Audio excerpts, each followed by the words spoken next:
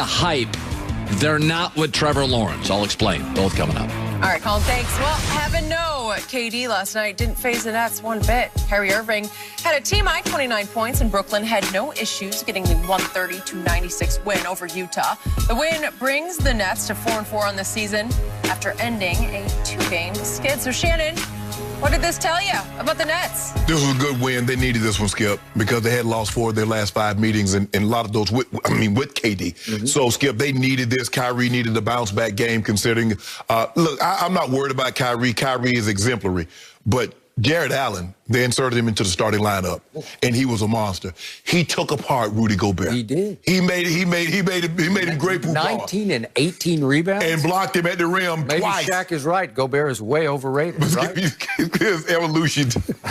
You know, guys just make more money now, just like Shaq made more money than Russell and Chamberlain and Jabbar. It happens. And I thought you were going to try to make the case that this team's better without Kevin Durant. No. Stop. What they showed last night is just how dominant they will be with Kevin Durant as they figure him out and themselves out. Because Karis LeVert came off the bench again last night and gave you 24 big ones, and then that was that. The biggest thing they did, they put Jared Allen in the starting lineup. I know DeAndre Jordan, that's KD's and Kyrie's boy. But, Skip, this kid is where it's at. He is.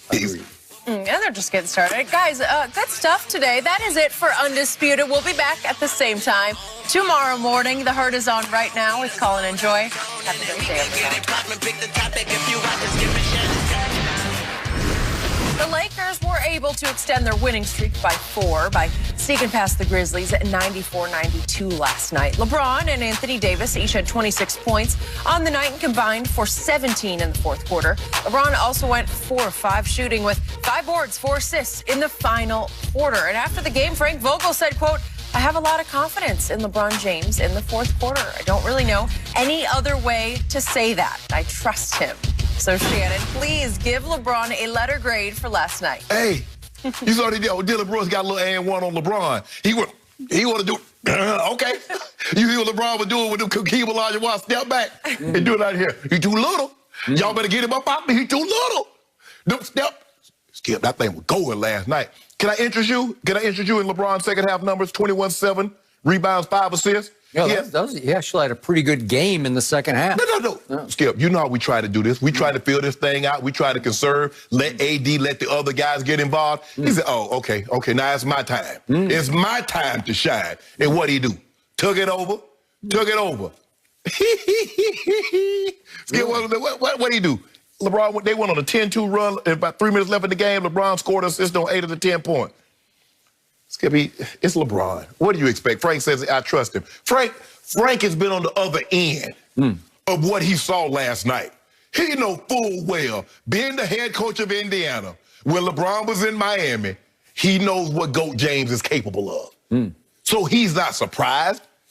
I mean, we don't really want to do this early, but, sometimes it calls, even Superman had to save a cat out the tree. It wasn't always about Lex Luger or somebody trying to kill the city.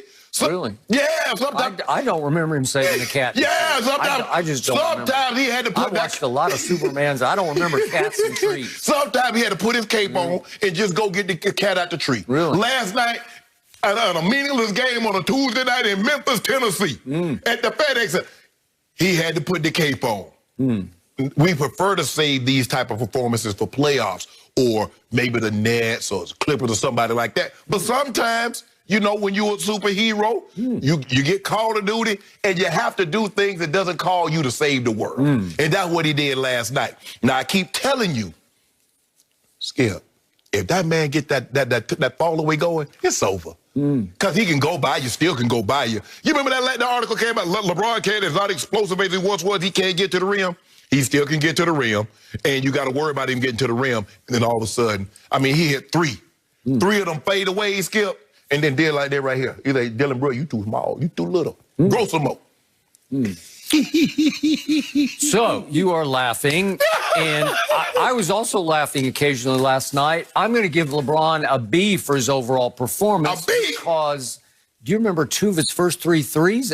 Speaking of LOL, can we see those? These are 2 of LeBron's first 3 three-point attempts. If we could check it out. Oh, that's Oh, that's a jump shot miss there. Okay. Okay, yeah, but you see his hand a little wet, a little slippery. Yep.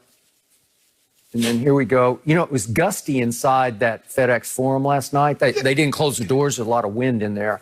He missed it like 3 feet to the right. Okay, it happened. And I'm like, it's cold. It's early. Early. You know LeBron got to get his hand right. Can you remember any shooter in the history of this league, a shooter, a Reggie Miller type, a Ray Allen type?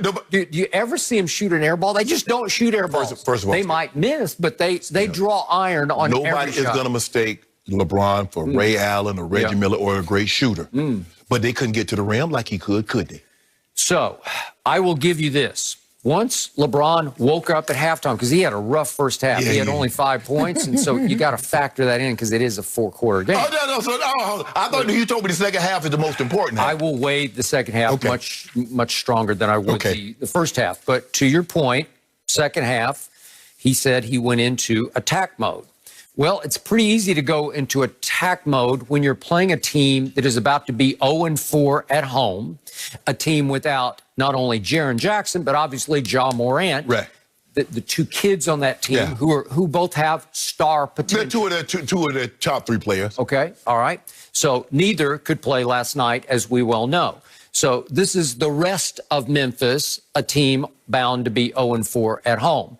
And LeBron turned it on because he could turn it on, because nobody can guard him. They don't have anybody who can deal with him. No, nobody does. And nobody does. No. We'll see about that, because there's this team in the basement at Staples. There you go. You remember what happened last year? You started boasting. Yeah, we'll see about that. But to your point, LeBron hit 9 out of 12 shots in the second half, and he had 21 points and 7 rebounds and 5 assists. And as I said, that's a pretty good game for most people in the second. He had it all in the second half. Okay, so now we get to the flashpoint moment. They're up 3 with 1:03 left, and he shoots your fadeaway that you talk about, and as he posted the other day on Instagram, like Mike. Don't go there. Blasphemy. Like Mike Jack in his prime. Lightning. No, not Mike Jack. Mike. There's only one Mike in basketball. No, actually, there's not. Yeah, there's one.